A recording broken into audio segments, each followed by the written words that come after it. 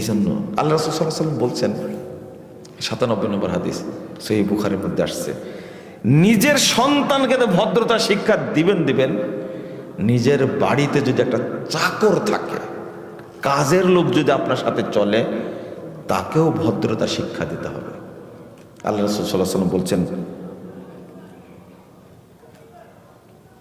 ফাআহসানা ফাআদ্দাবাহা ফাআহসানা তালিমাহা, আল্লাহু আকবার, ওয়াল্লামাহা ফাআহসানা তালিমাহা, মানে উত্তম আদব শিক্ষা দেবে। এই দেখেন উত্তম আদব কি, সবই তো আদব, তার মধ্যে উত্তম আছে না?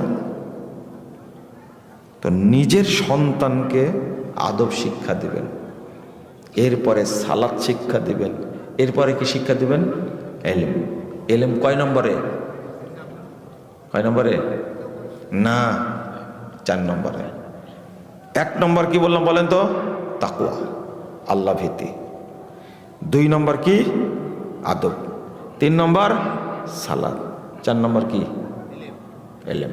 তারপরে কিন্তু আপনি ঘুম থেকে উঠে প্রথম কোথায় পাঠান? কিন্ডারগার্টেনে, তাই না?